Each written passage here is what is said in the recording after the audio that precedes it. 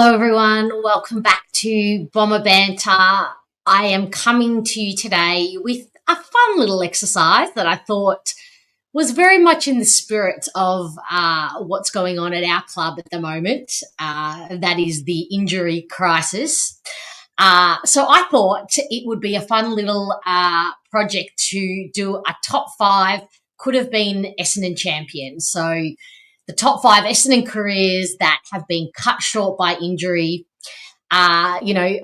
inspired by some of the chatter in recent weeks about Zach Reid, and I'm in no way insinuating that Zach Reid will make this list. I have full belief in him and maybe some misguided belief in the club to get him right and to leave no stone unturned in sports medicine and medical 2025 medical advancements to get him absolutely right. So in no way am I insinuating that he will be part of this unfortunate group of players, but it did make me think and reflect a bit on some of the players that I saw throughout my time enjoying football so far, my time on this earth, and I thought this would be a fun little exercise to do. So obviously it goes without saying that my eras of experiencing football, watching football, taking it in, internalising it, understanding it, and feeling the full effects of what a career cut short by injury means is sort of condensed. I would say from the 1990s onwards, I am very familiar with in terms of the history and players who fall under this category, and I experienced a lot of it, and I watched a lot of these players' careers come to an end, or some of them anyway. And so my knowledge prior to 1990 and players who fit this category is I know of them, but my knowledge is brief. So, and I do know that I have lots of viewers who watch a lot of footy in the 80s and 70s and 60s. So this is my list. It's not. The good thing about this is no right and wrong answer. It is my opinion, my list, but I want to know your list. Who makes your top five? Are any of my list going to be in your list?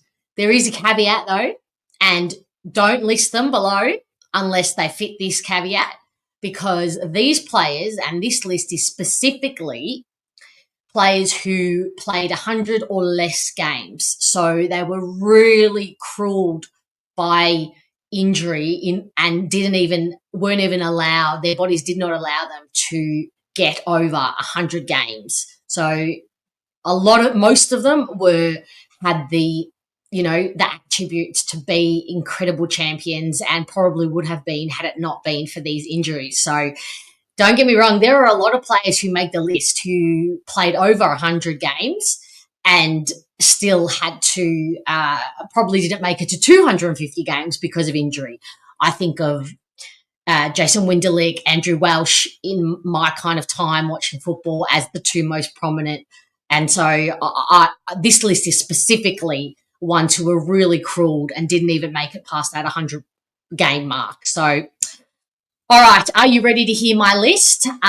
Interested to know your thoughts and if you have any that you would add to this list. Okay, coming in at number 5, I have the frantic, tackling pressure machine in Owen Davy Sr.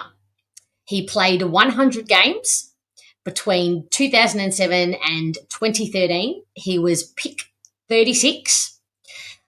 So many of my memories of Owen are from Anzac Day, and I have fond memories watching him tackle and kick wonderful, freakish goals. I fully believe that had injury not taken the best of his skill from him and his ability to perform at that top level and do what he does best for longer, I fully believe he would have played many more games than 100. I've heard that the club pushed him to, guided him to 100 just, and he barely made it because obviously at that point he had his babies and we were looking well into the future for our father-son. So to this day, he remains one of the shortest players to have played the game. He had 3 broken arms in his time, and I remember hearing him say or reading an article where he was quoted saying that by the the third one, he never got back to that freedom in playing AFL football and tackling and the ferociousness that he would attack a contest, because there was always at the back of the mind if that arm was going to go again, and that just makes so much sense. But ultimately, it was an injury to his ACL that ended his ability to really, really perform how he would want to, and to get around the ground and that pace, which we all know was his shining light, and the way he would approach opponents and sneak up on them and take them down. So many of his opponents would just lord at the fact of how quickly he would make it to them. So he is my number 5. In at number 4 is his compatriot in Dean Rioli. Dean was from the 1998 rookie draft. He played 100 games as well between 1999 and 2001. He had constant back injuries, hammy and knees, and he did his collarbone, which obviously ruled him out for that incredible final series and obviously the grand final. And I just will never forget, the camera on James Hird and Kevin Sheedy holding the cup, and then panning out to Dean Rioli, and the misery and distraughtness on his face. That image is burned in my memory. He was one of the most exciting players, classy, creative. I know that Kevin Sheedy said he was one of the most skilled players that he'd ever seen at the club, and could absolutely burn off an opponent as well. But his constant injuries never allowed him to get to peak fitness, which then never allowed him a great run. So he's in his final game, and as an homage to his injury history, he played with a broken wrist, and eventually in 2001 retired. So he comes in at number 4. Coming in at number 3 is probably the one that affected me the most. I was quite distraught when he decided to retire, because I saw such potential in what he could be, and he just showed so much before being quite unlucky with some injuries, and that is none other than Tate Perez. He only played 70 games. He was our pick 23 in the 2007 draft and retired in 2016. He got the Rising Star nomination in 2009, which I believe was the year that he played in that game against Carlton on Brendan Favola and kept him goalless and just absolutely towed him up. And that's one of my favourite games that he played in. His first injury was a foot fracture.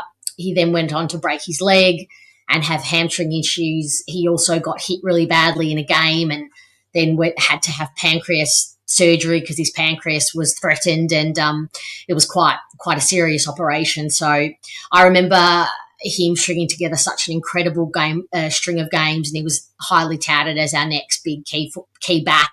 He played much bigger than his actual size, coming in at under 200 centimetres, but I think only at about 191, but played much bigger than that. So very disappointing that he never got to fulfill his complete potential, and then obviously ended his career with suspension during the supplement saga, which was a pretty shitty way to end your career. Coming in at number 2 is Scott Gumbleton, obviously our number 2 draft pick in the 2006 draft. He only played 8 seasons. He only played 35 games out of a possible 183. He was touted as our next big thing in the forward line. Incredibly agile for a very big boy, has some wonderful highlights, very safe hands, a beautiful, pure kicking style. Back and hamstring injuries absolutely destroyed any chance he had to live up to his full potential. And as we know, we traded him to Fremantle, and he just never was able to get on the park. So maybe that's one tick for our fitness staff at that time, that Freo staff couldn't get him right either. So very devastating.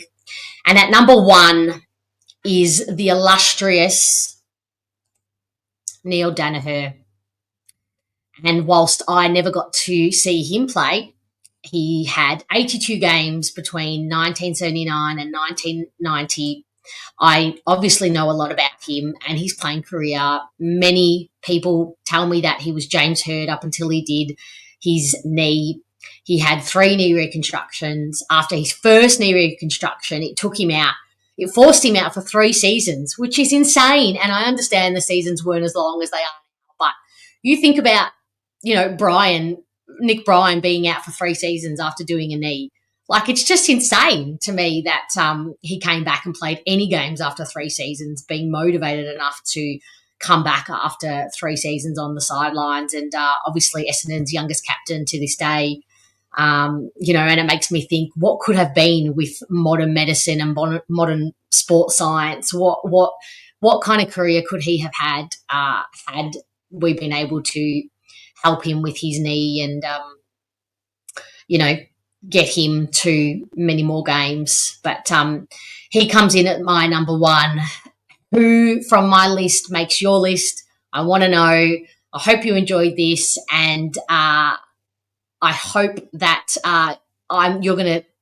you educate me on any other players that can make the list. I would love to hear your thoughts. Leave them below, and I will see you all soon. Take care, and I'll see you soon.